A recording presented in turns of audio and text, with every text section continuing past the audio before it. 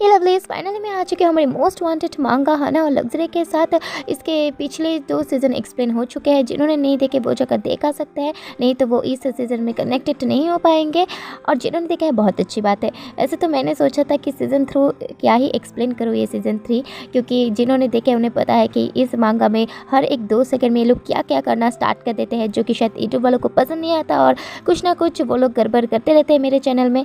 तो मैं इसके लिए थोड़ी सी डिसअपॉइंट भी थी, लेकिन आप लोगों का इतना सारा रिक्वेस्ट देने के बाद मैंने सोचा कि मैं ट्राई करती हूँ सब कुछ सेफली एक्सप्लेन करने का। तो आज वो दिन आ चुका है।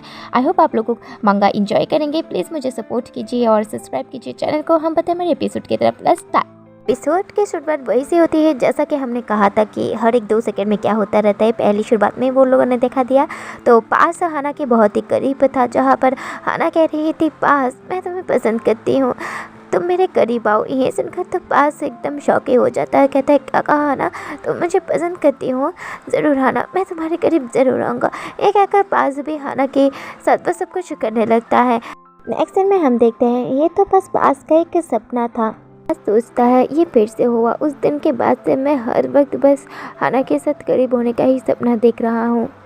मैं क्या करूँ, जब भी उसके बारे में सोचता हूँ मेरा पूरा शेड्यूल ही गर्म हो जाता है। इस बात सोचता है कैसे सपने में हाना ने उसे लव यू कहा था। जब से मैं ये बात याद करता हूँ मैं खुद को कॉपी नहीं कर पाता कि क्या गलत हुआ है मेरे साथ।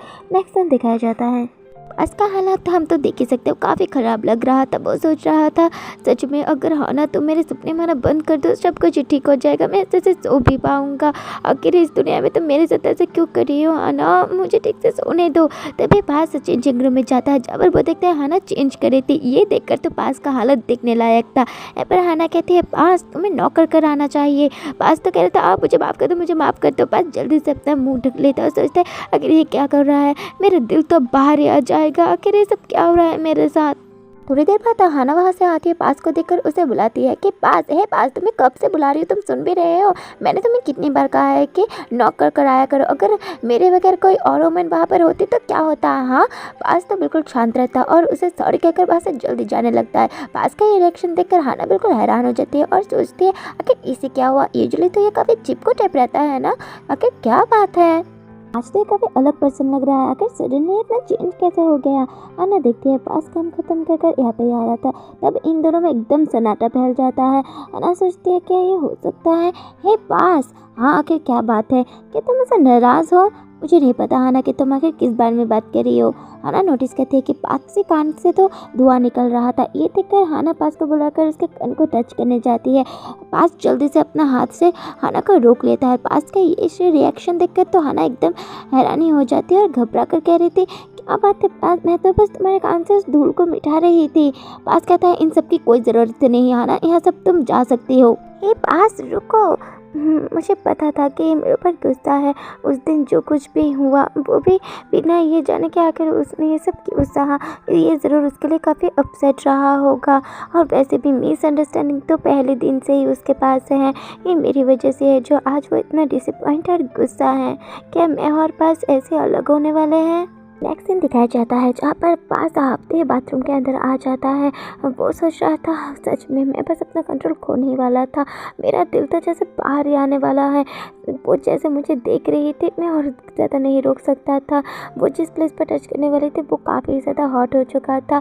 क्या सच में मैं जब से उस दिन से उसे देखा हूँ तब से मुझे उसके बारे में ड्रीम आ रहा है। मुझे आखिर क्या हो गया है, या फिर ये हो सकता है कि मेरे पास अभी भी कोई कॉन्ट्रैक्ट पार्टनर नहीं है जो कि मुझे फिनोमेन प्रोवाइड कर पाए। ये इसलिए है कि मैं पागल हो रहा हूँ। हाँ यही होगा, इसका अब सेंस बन रहा है, नहीं तो कोई एक्सप्रेशन नहीं है। सच में क्या अब मुझे ये रियलाइज़ हो रहा है इतना सब कुछ के बाद बिना कॉन्ट्रैक्ट पार्टनर के तो अब लाइफ काफ़ी हर्ट हो चुकी है। लेकिन मैं अब बाहर ऐसे नहीं जा सकता, पहले मुझे अपने आप को शांत करना होगा। चाहे अब जो भी हो जाए मुझे एक कॉन्ट्रैक्ट पार्टनर अब बनाना ही होगा। नेक्स्ट सीन क्लब का दिखाया जाता है जहाँ पर अपना पास टाइम पास कर रहा था। 5 बार रिजेक्ट होने के बाद पास रोते सोच रहा था आखिर यहाँ पर कोई क्यों नहीं है जो मुझे पसंद आई, जिसे कभी भी मेरे हिसाब से स्मूथली नहीं जाती। तभी पास कुछ नोटिस करता है कि कुछ लड़के एक लड़के को परेशान कर रहा है जिसकी शक्ल बिल्कुल हाना जैसी लग रही थी। पास तो एकदम गुस्सा हो जाता है, फिर उन्हें गाली देने लग इधर वो लड़के तो अभी भी उस लड़के को परेशान कर रहे थे और कह रहे थे, अरे डार्लिंग आखिर तुम इतना भाव क्यों खा रही हो, हाँ चलो जल्दी से हमारे पास आ जाओ। तभी पास उस लड़के का हाथ जोर से पकड़ता है और उसे ज़मीन में पटक दे और कहता है, हे आखिर तुम क्या कर रहे हो, हाँ। वो लड़का कहता है, आखिर तुम्हारी प्रॉब्लम क्या है भाई, तुम यहाँ पर क्या कर रहे हो। पास कहता है, अगर तुम नहीं चाहते कि स्टाफ को बुलाकर मैं तुम्हें यहाँ से बाहर निकालूं तो चुपचाप एक कोने में साइड हो जाओ और है ना यहाँ से तुम चलो। ऐसा करके पास उस लड़के को अपने साथ ले जाने लगता है। ये हाना क्या तुम स्टूपिड हो, आके तुम यहाँ पर अकेली क्यों आई हो और तुम्हारे फ्रेंड्स का क्या। अरे तुम तो हाना नहीं हो, मुझे माफ़ कर देना, मैंने तुम्हें कोई और समझ लिया था।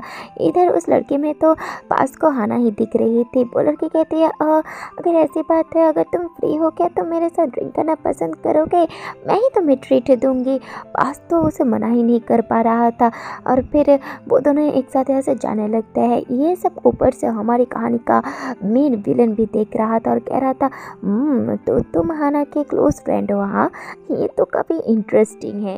नेक्स्ट सीन दिखाया जाता है जहाँ पर हाना घर वापस आ चुकी थी। तभी लग्जरी अचानक से हाना को कसकर गले लगा लेता है। हाना चौंकती कहती, लग तुम अंधेरे में क्या कर रहे थे, मैं चौंकी गई थी। हाना भी लग्जरी को गले लगाती हुई कहती है, सॉरी आज तुम्हें कुछ ज़्यादा वेट करना पड़ा ना, क्या तुम्हारा दिन अच्छा गया।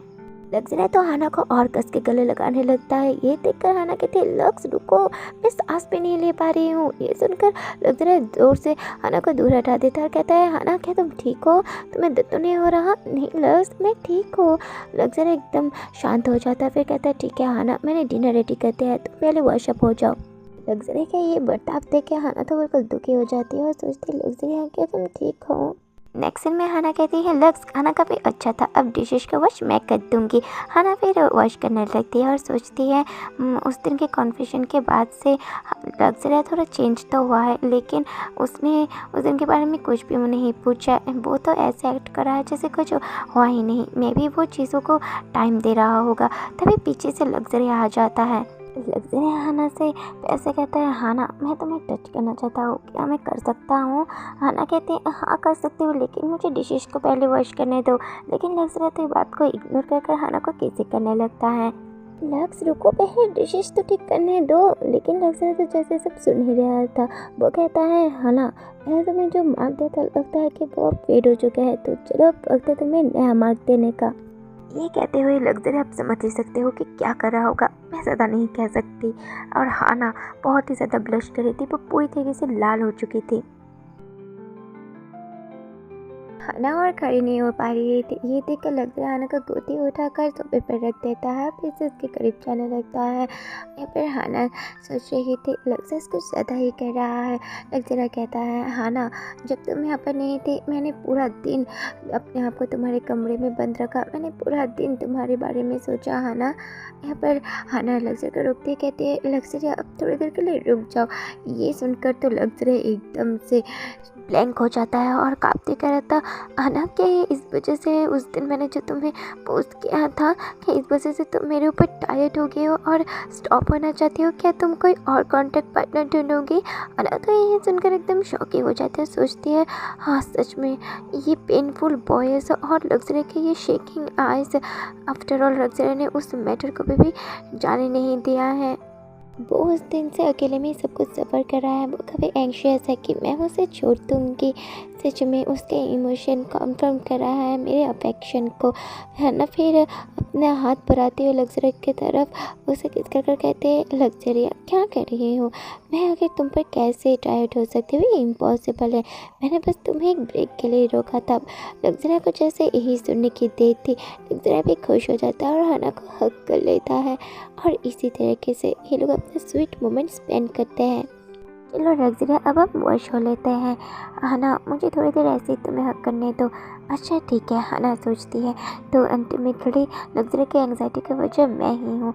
लगता है कि ये एनफ नहीं है कि मैं बस इसे लव यू कहूँ, यहाँ पर ये एनफ नहीं है कि जिस तरीके से मैं उसे अपना लव एक्सप्रेस करती हूँ। मुझे नहीं पता कि मुझे तुम्हारे साथ क्या करना चाहिए लग्जरिया। एक सीन दिखाया जाता है जहाँ पर कोई लड़का कह रहा था मुझे यकीन नहीं हो रहा, हमारा लास्ट ईयर भी स्टार्ट हो चुका है, अब तो मुझे डर लग रहा है कि मैं ग्रेजुएशन के बाद क्या करूँ। फिर वो लड़की कहती है वैसे मैं उसे समझ सकता हूँ, मैं भी फ्यूचर को लेकर थोड़ा टेंशन में ही हूँ, उसका डरना काफ़ी वैल्यूएबल है। वैसे हाना उन्नी आप ग्रेजुएशन के बाद क्या करने वाली हो? हाना कहती है हाँ मैं। लड़की कहती है हाँ उस लड़के का डर भी कुछ मेरी तरह ही है, आपके बारे में क्या, यहाँ पर क्या कुछ है जो आप करना चाहती हो? हाना सोचती है मैं जो करना चाहती हूँ, हाँ मैं खुद को पूरी तरीके से तभी महसूस करती हूँ जब मैं खुद को राइट करती हुई देखती हूँ, लेकिन उस इंसिडेंट के बाद से मैं अभी भी थोड़ी डरी हुई हूँ। हाना कहती है वैसे मैं भी तुम्हारी तरह ही थोड़ी कंफ्यूज हूँ, अभी मुझे कुछ नहीं पता। लग्जरी पे हाना के सब बात करते हुए देख रहा था, तभी कोई कहता है हे यून आखिरकार तुम आ ही गए। तभी वो नीले वाले लड़के कहते हैं हे गाइस क्या सब लोग मेरे बिना एंजॉय कर रहे थे, चलो एक साथ एंजॉय करते हैं। यून हाना को नोटिस करता है, हाना भी उनको ही नोटिस करती है। फिर यून अलग टेबल में चला जाता है। हाना उस दिन के बारे में सोचती है जिस दिन यून ने उसे प्रपोज किया था। फिर वो कहते सोचती मैंने उस दिन के बाद से उनको नहीं देखा, ये काफ़ी ऑकवर्ड है, क्या मैं कुछ ज़्यादा जल्दी ही ड्रंक हो चुकी हूँ? तभी फिर से बोले क्या कहते हैं आना उन्नी आखिर आपका वेकेशन कैसा गया, हम बहुत दिन बाद मिले हैं, वैसे मुझे आप दोनों के बारे में ऑलरेडी सब कुछ पता है। हाना सोचते हैं हाँ आखिर तुम ये क्या कह रही हो? तभी वो लड़के हाना का हाथ पकड़कर यून के पास ले जाते हुए कहते हैं कम ऑन उन्नी आपका सीट तो यहाँ पर होना चाहिए, बिल्कुल है यून ऊपर की साइड पर राइट। ये सुनकर तो हाना और यून दोनों ही शौक लगता है। लड़के कहते हैं कम ऑन अब ऐसा एक्ट मत करो कि तुम दोनों को कुछ भी नहीं पता। यून कहता है आखिर तुम क्या कह रही हो? हाँ लड़के कहते हैं कम ऑन अब शर्मा भी मत, मुझे जंगन ऊपर ने सब कुछ बता दिया है कि तुम दोनों एक दूसरे को डेट कर रहे हो। वो लड़का तो उस लड़की का मुँह बंद ही करने लगता है और ये सब सुनकर लग्जरिया का भी मुँह बिल्कुल देखने लायक था, वो शांत हो जाता है और माहौल यहाँ पर काफ़ी टेंस हो जाता है, जिससे कि हाना काफ़ी परेशान लगती है। यून परेशान होते हुए कहता है हाँ मैं तुम्हें एक चीज़ क्लियर कह देता हूँ, हम दोनों डेट नहीं कर रहे हैं। लग्जरिया जल्दी से यहाँ से उठता है और बाहर निकलने लगता है। हाना भी उसके पीछे पीछे जाने लगती है और यहाँ पर तो माहौल अभी भी टेंस था। लग्जरिया रुको ना लग्जरिया, मुझे पहले एक्सप्लेन तो करने दो। हाँ ना तुम्हें एक्सप्लेन करने की कोई ज़रूरत नहीं, मुझे सब कुछ पता है। लेकिन लग्जरिया हाँ ना मुझे पता है कि तुम दोनों के बीच कुछ भी नहीं चल रहा और मैं ही सिर्फ तुम्हारे दिल में हूँ। मुझे ये भी पता है कि ये सब कुछ तब हुआ जब मैं यहाँ पर नहीं था। बस चीज़ें ये हैं कि मैं अपने ऊपर इन सब के लिए गुस्सा हूँ। ये सुनकर तो हाना एकदम ब्लैंक ही हो जाती है। लग्जरिया दुखी होकर कहता है हाना चलो हम घर चलते हैं। नेक्स्ट दिन में ये लोग घर पहुंच गए थे। लग्जरिया कहता है हाना चलो आज हम सेपरेट रूम में सोते हैं। नहीं ये बेटर होगा कि हम अब से ही सेपरेटली रहना भी स्टार्ट करते हैं। ये सुनकर तो हाना एकदम हैरान हो जाती है और कांपती कहती है लेकिन क्यों? लग्जरिया कहता है क्योंकि मैं तुम्हें इन दिनों कुछ ज़्यादा ही पुश कर रहा हूँ और इवन तो मुझे पता था कि तुम हर्ट हो रही होगी।